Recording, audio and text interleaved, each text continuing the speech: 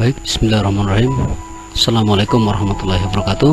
Yang terhormat Bapak Tri Basuki MKom PhD, teman-teman sekalian, para mahasiswa S2 MIT Universitas Bina Dharma yang saya hormati, izinkan saya pada kesempatan ini ingin memaparkan tentang penelitian yang telah kami lakukan per kelompok. Namun demikian, kami akan paparkan per individu.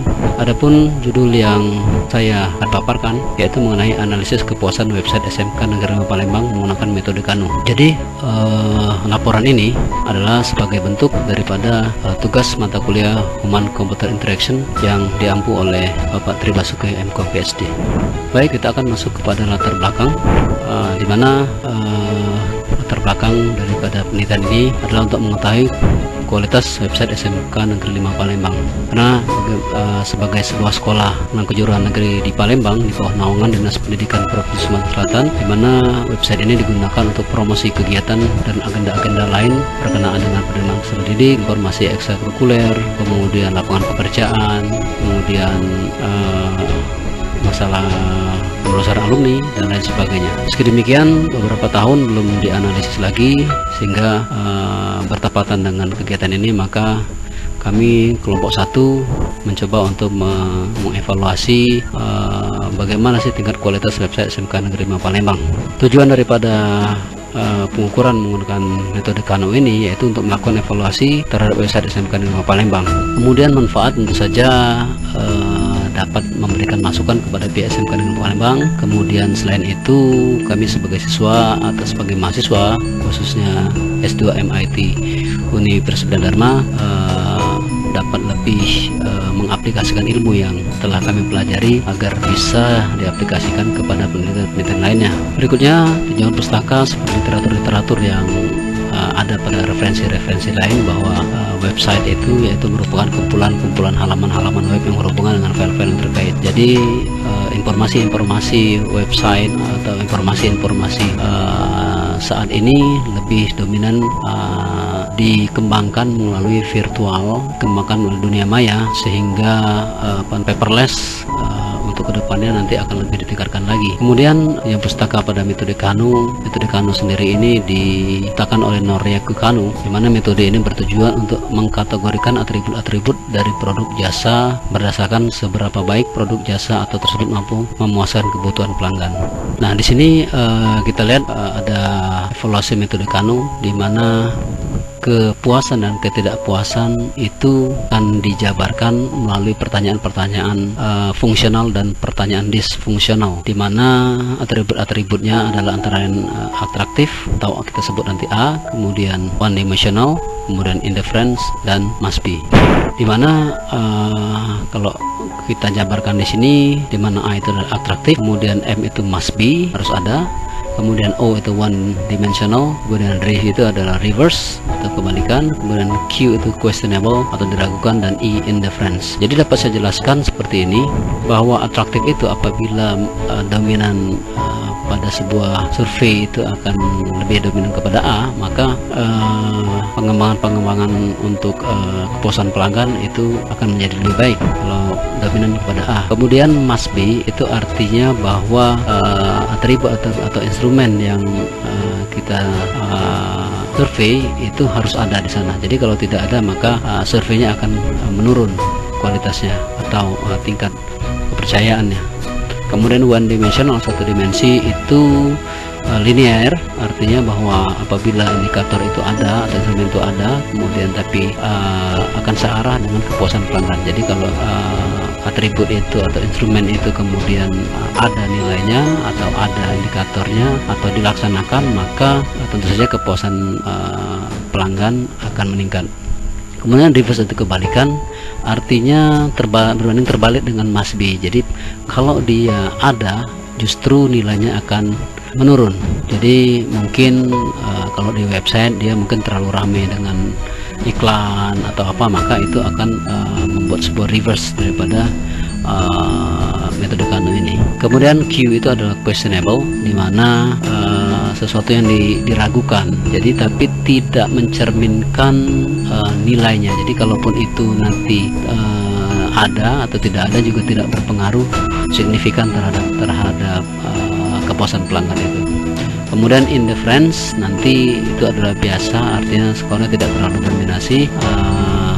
Nah, kemudian di sebelah kanan itu ada tabel-tabel pertanyaan disfungsional dan pertanyaan fungsional. Nah, pada indikator ini yang kita pakai adalah skala Likert. Nah, nanti dari skala Likert ini maka nanti akan kita buat tabel pertemuannya. Maka disinilah nanti ada indikator-indikator yang akan kita susun supaya kemudian nanti menjadi nilai angka.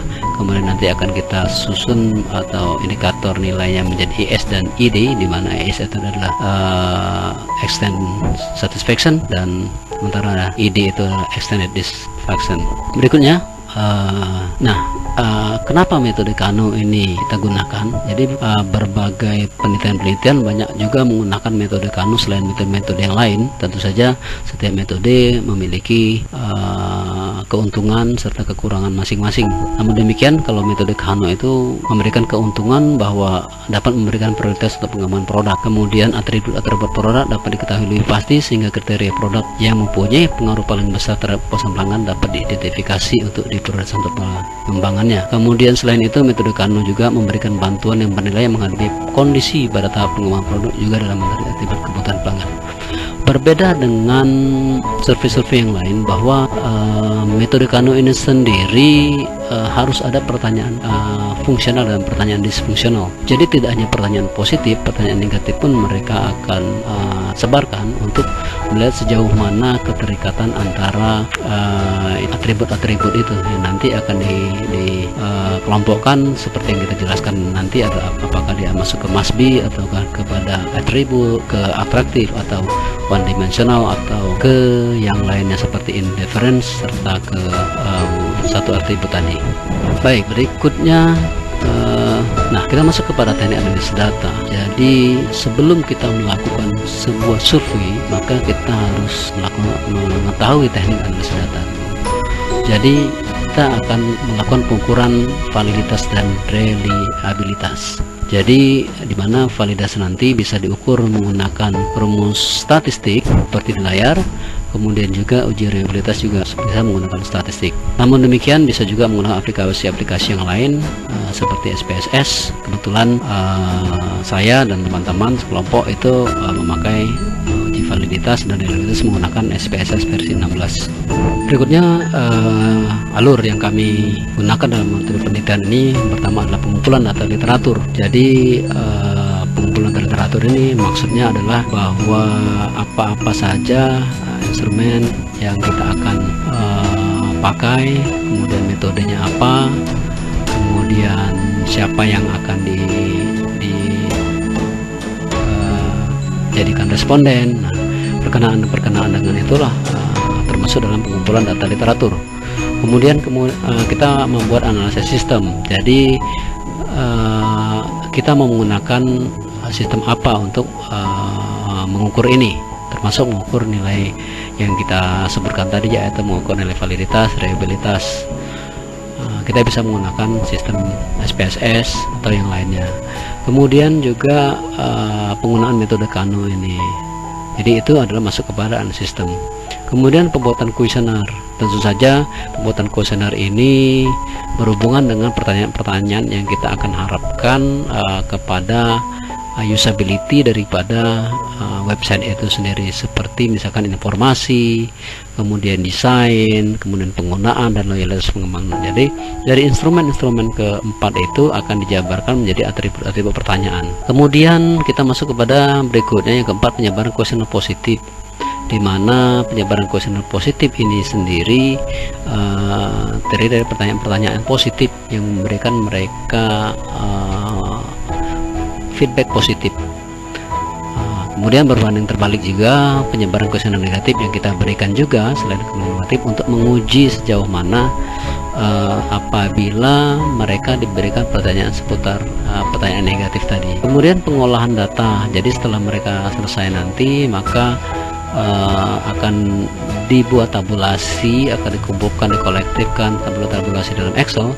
Kemudian kita akan olah menjadi sebuah tabulasi metode Kano yang kita akan jelaskan kemudian. Kemudian terakhir nanti adalah penarikan kesimpulan. Jadi dari dari tabulasi dan pemetaan dari metode Kanu itu nanti akan ditarik kesimpulan bahwa apakah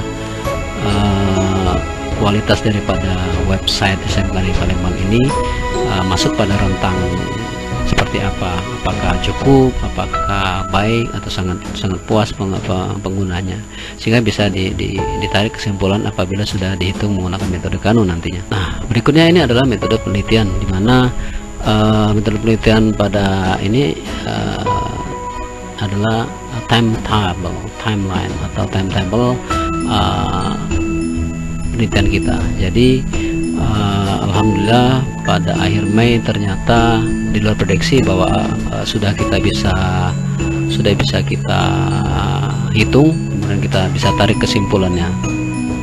Kemudian berkenaan dengan itu juga, kita di bab ini kita bisa menghitung nilai validitasnya. Seperti di tabel ini terlihat bahwa nilai-nilai dari 10 atribut pertanyaan itu bernilai valid. Jadi nilai valid ini dihitung menggunakan rumus statistik tadi, atau bisa menggunakan SPSS versi 16 yang kami gunakan, maupun versi yang lainnya.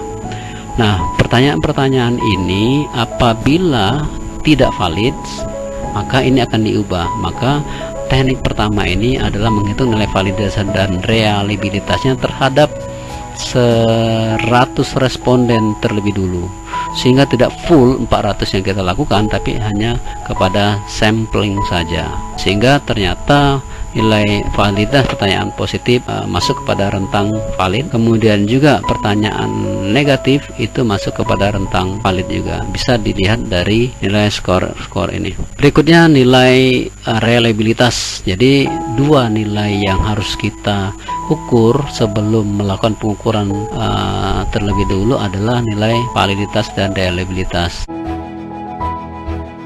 Baik, berikutnya kita masuk kepada pembahasan penelitian ini.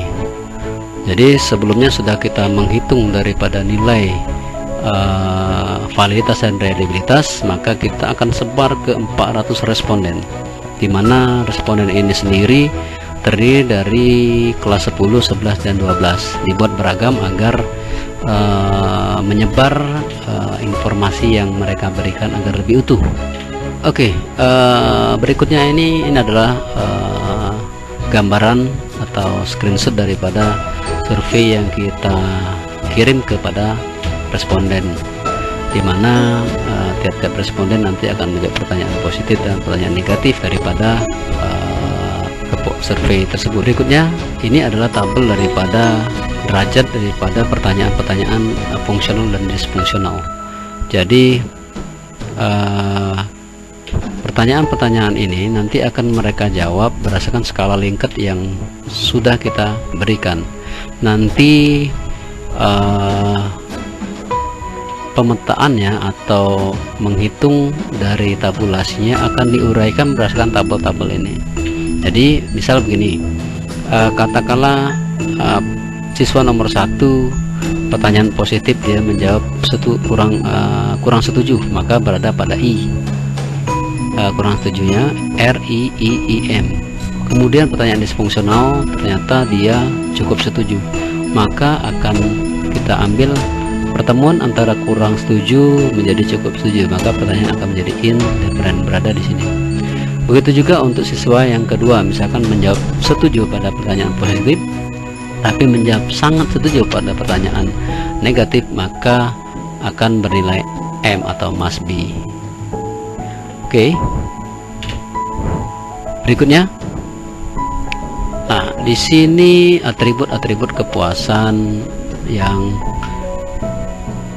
kita sebar kepada mereka dan kita gunakan untuk menilai kualitas daripada website SMK Negeri 5 Palembang.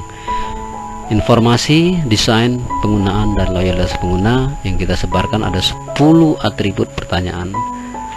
Jadi ini yang nanti akan kita berikan, kemudian nanti akan petakan. Berikutnya ini adalah contoh daripada memetakan tabel-tabulasi mereka menjadi dalam bentuk metode Kanu. Jadi contoh pada bahasan tampilan yaitu seperti ini. Tampilan pada menu memberikan kepuasan informasi. Jadi mereka menjawab sangat setuju, setuju, cukup setuju. Maka ini akan dijabarkan dalam bentuk tabulasi tabel seperti ini.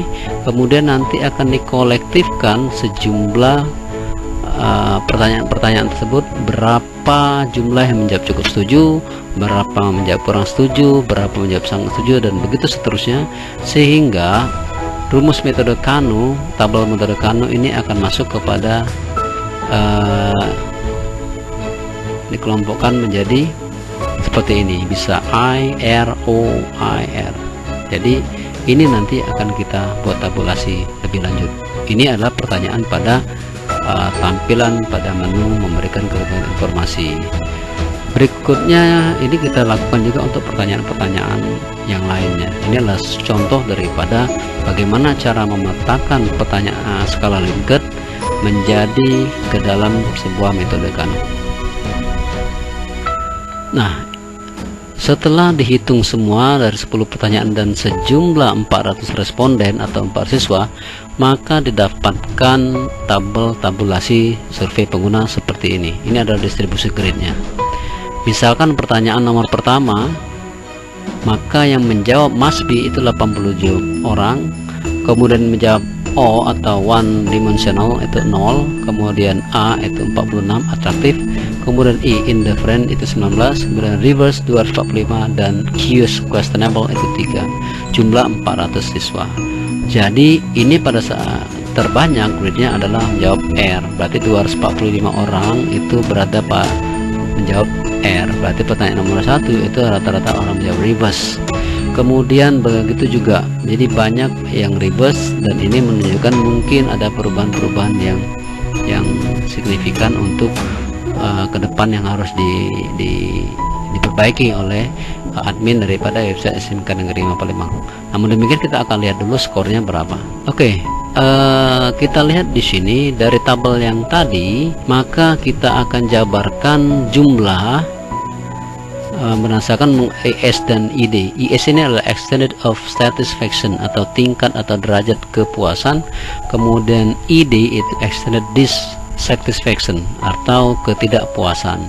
Jadi ES ini rumusnya A plus O dibagi A plus O plus M plus I. Ternyata nanti nilainya adalah seperti tabel yang ini, itu adalah nilai S. Sementara ID itu adalah O plus M plus A plus O dibagi A plus O plus M plus I dikali minus 1, sehingga nilainya 0,576 berikut di bawahnya. Berikutnya setelah ini dihitung, maka kita akan bisa menjabarkan menjadi beberapa instrumen tadi.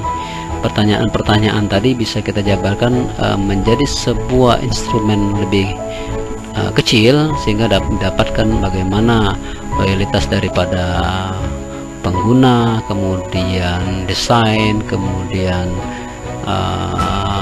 berbagai macam instrumen tadi. Mari kita lihat hasilnya. Nah, di sini adalah overall instrumen dan atribut scores. Jadi di instrumen informasi, instrumen desain, instrumen pengguna, instrumen loyalitas ini didapatkan 0,3665, kemudian desain 0,390, kemudian penggunaan 0,4175, dan loyalitas pengguna 0,320, sehingga average AWS nya rata-rata dari ini apabila dihitung maka mendapat nilai 0,364.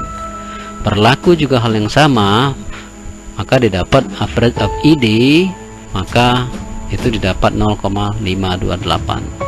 Dari skor ini tentu saja akan memerlukan perbaikan yang signifikan bagi admin website SMK Negeri Palembang, karena nilai kepuasan itu sesungguhnya berada pada rentang 0,60. Itu cukup puas, sampai kemudian nanti di atasnya sehingga bisa menjadi nilai sangat puas. Namun demikian, hal positif adalah kepada penggunaan itu terdiri dan nilai yang paling besar di antara yang lain 0,4175, artinya bahwa tidak bermasalah dalam mengakses kecepatannya.